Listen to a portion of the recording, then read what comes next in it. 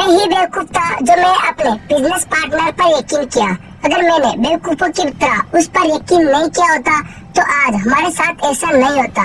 मेरी वजह से तुम्हें भी कितना परेशान होना पड़ रहा है। तुम तो सोच रही होगी कि तुमने किस नालायक पति से शादी कर ली।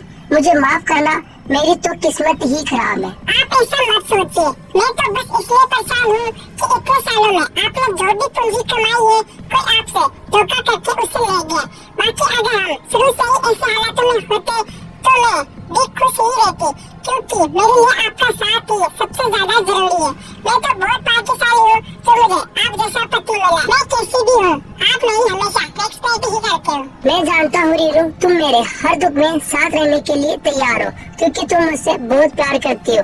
लेकिन मैं तुम्हें ऐसे हालतों में नहीं देख सकता और ऐसे हालात को देखते हुए मुझे बहुत ज्यादा दुख होता है। मैंने तुम्हारे पिता से वादा किया था कि मैं तुम्हें कभी कोई दुख नहीं पहुंचाऊंगा और आज तुम्हें मेरी वजह से इस झोपड़ी में रहना पड़ रहा है। फिर भी तुम मेरे दुख में आज साथ खड़ी हो।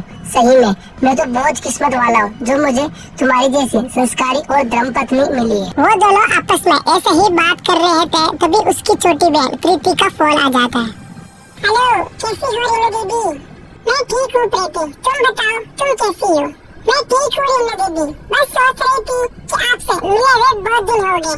जब से जीजाजी के साथ बिजनेस में फ्रॉड हुआ है तब से आप मुझे एक दिन भी नहीं मिली हो। अरे नहीं प्रीति, ये तुम क्या बोल रही हो? और ये भला ये बात कैसे बीच में आ गई कि किसी ने उनके साथ फ्रॉड किया और इसी वजह से मैं तुमसे नहीं मिली? अरे नहीं रीना दीदी, मेरा मतलब है कि बहुत समय से हम दोनों मिले नहीं है, तो मैं सोच रही थी कि मैं आज मिलने आपके घर आ जाऊँ।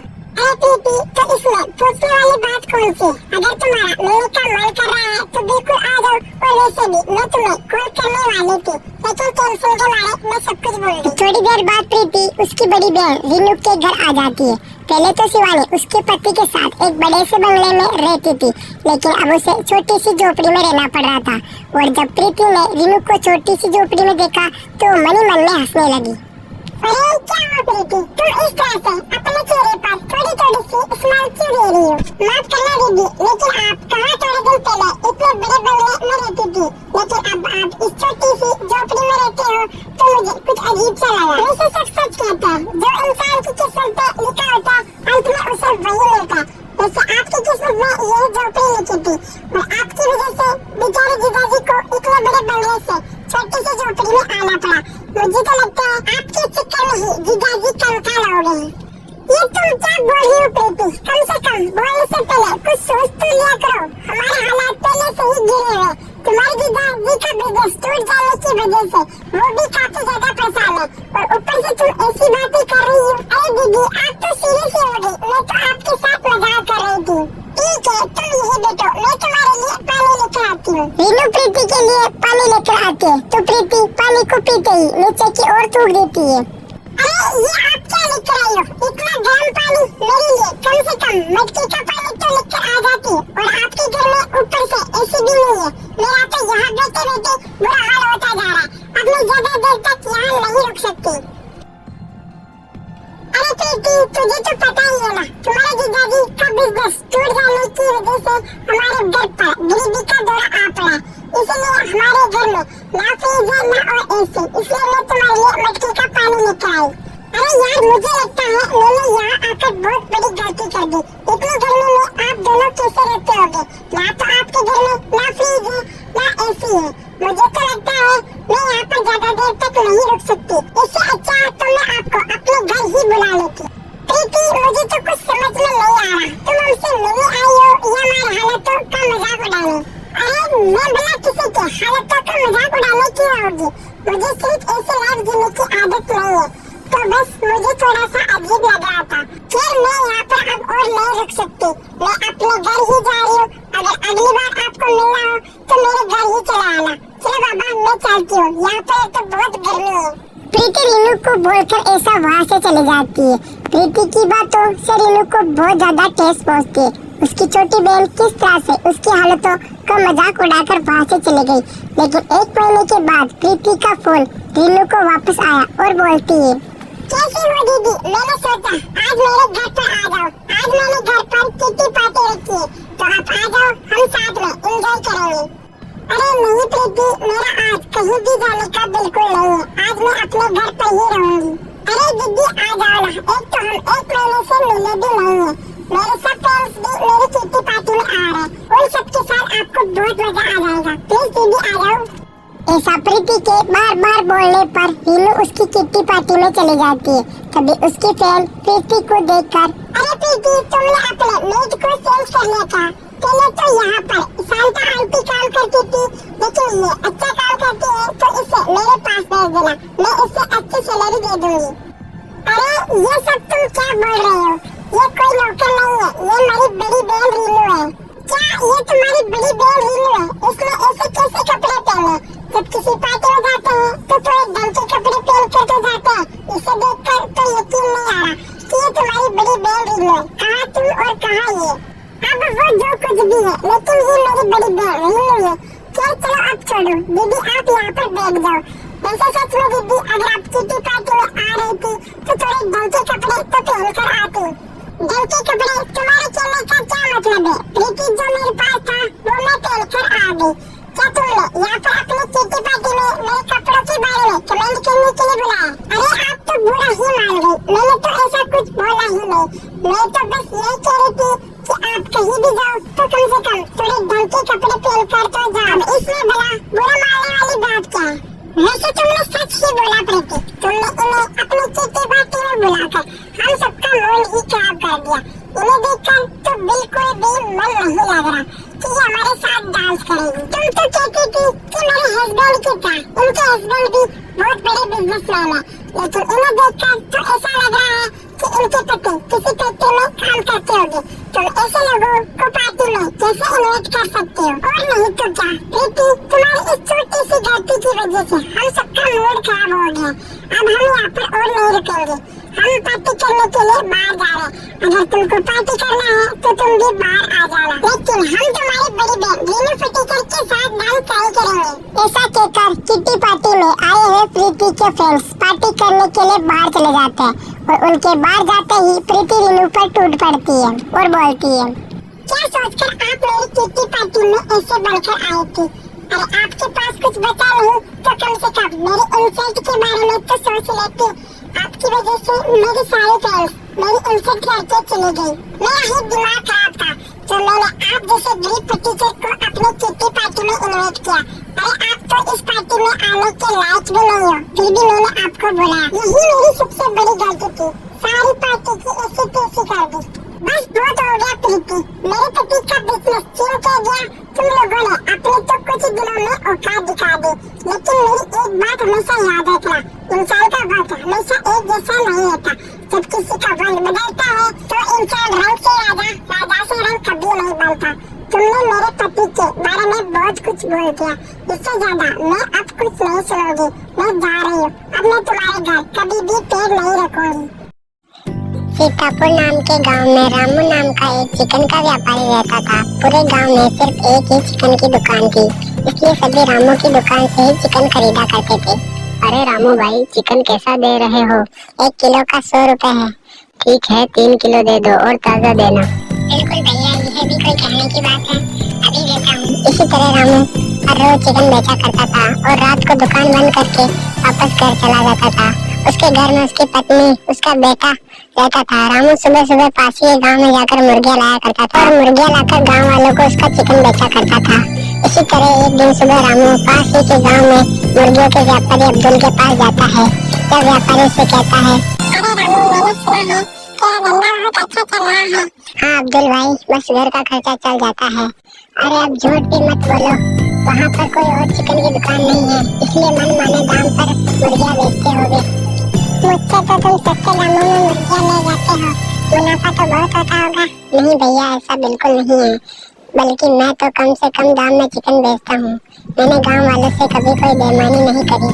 अच्छा ठीक है, ये सब रहने दो। तुम्हें बस ये बताना था कि अनाज बहुत महंगा हो गया है, इसलिए आजकल मुर्गियों के दाम भी बढ़ गए हैं। तो एक मुर्गी के कितने रुपए हैं? इनकी भी देखभाल करनी पड़ती है, इसलिए एक मुर्गी तुम्हें 3000 रुपए की मिलेगी। अरे नहीं अब्दुल मियाँ, ऐसा मत कहिए, इतनी महंगी मुर्गियाँ मैं कैसे खरीद सकूंगा? और अगर मुर्गियाँ इतनी महंगी खरीदूंगा तो इसका चिकन सस्ते दामों में गांव में जाकर कैसे बेचूंगा?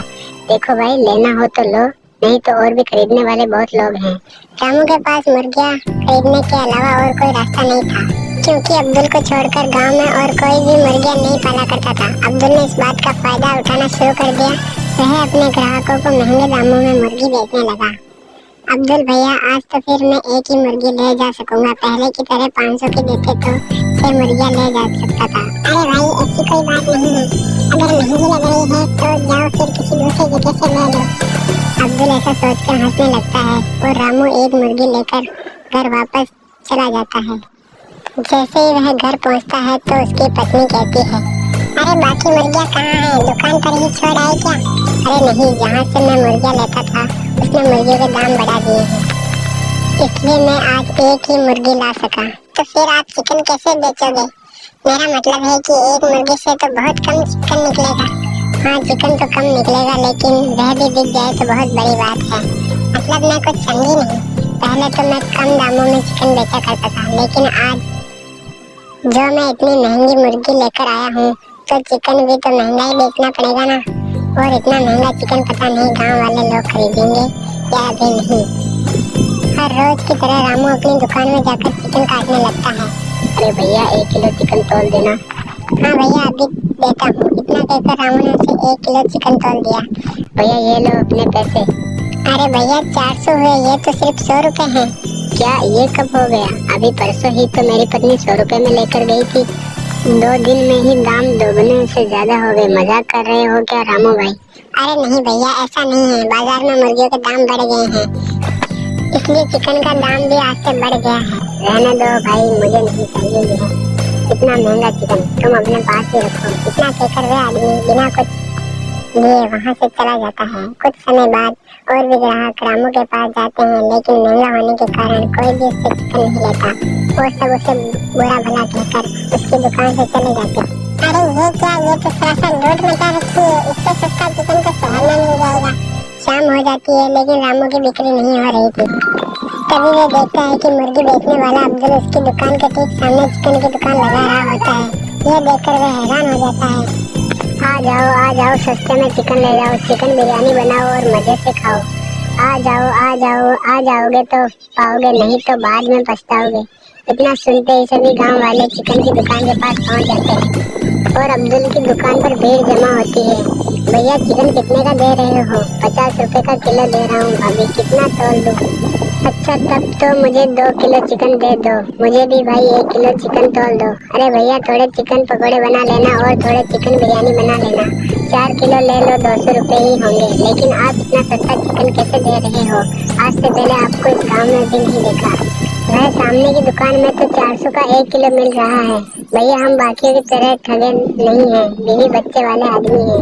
एक एक पैसे की कीमत हमें अच्छी तरह मालूम है। मैं नया हूँ, लेकिन चिकन हमेशा पुराने दाम पर ही बेचूंगा। सभी लोग बहुत खुश होते हैं और सभी अब्दुल की दुकान से चिकन लेने लगते हैं। रामू को कुछ भी समझ नहीं आ रहा होता है कि जब अब्दुल की दुकान पर भीड़ नहीं होती है तब रामू उसकी दुकान पर जाता है। अरे अब्दुल भाई, आपने ऐसा क्यों किया? भला मैंने क्या किया? तो मैं अच्छा खासा यहाँ चिकन बेच रहा हूँ, मुर्गियों के दाम तो बढ़ गए हैं, तो फिर आपने चिकन इतना सस्ता कैसे बेच दिया?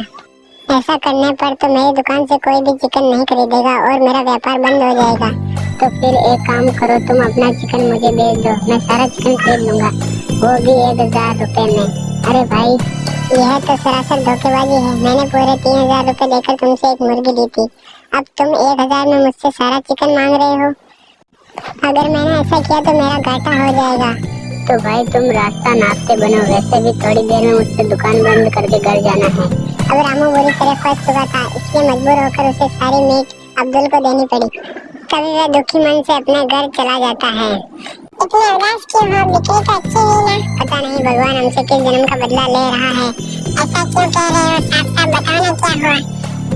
रामू उससे सारी बात बताता है। अब तो दोनों को ही कुछ भी नहीं सूझ रहा था कि घर कैसे चलेगा। उधर अब्दुल भी दुकान बंद करके अपने घर पहुंच जाता है तो उसकी पत्नी मालिक उससे कहती है, आ गए जी, लाइए कितनी कमाई हुई, इधर दीजिए। अरे मालिका, मुझसे कभी पानी का भी पूछ लिया करो, ज्यादा मत करो। मालिका नाम है मेरा, नौकर वाले काम कराने हो तो इतना कमाओगे घर में नौकर चाकर रख सको। अरे तुम भी ना। अच्छा चलो छोड़ो, आज तो पहले से भी ज्यादा कमाई हुई है। पूरे 500। अरे आज क्या तिकड़म लगाया तुमने अब्दुल? उसे सारी बात बताता है कि कैसे उसने सारा चिकन रामू को बेचकर उसका धंधा चौपट कर दिया। इस पर मालिका उसे कहती है, अरे मूर्ख पति, मेरे मायके से मेरे सोने जैसी मुर्गियों को तुमने इतने सस्ते दामों में कैसे बेच दिया? तुम्हें पता भी है सोने के भाव कितनी तेजी से आसमान छू रहा है। मुझे पता था तुम यही कहोगे, लेकिन मैं और करूँगी तो क्या करूँ? घर में आते ही तुम पैसे मांगने लगती हो। कहाँ से लाऊं मैं इतने सारे पैसे? और तुम्हें ये कहाँ से सोने की मुर्गियाँ दिखती है? मालिका नाम है मेरा, पैसे तो चाहिए मुझे, वो भी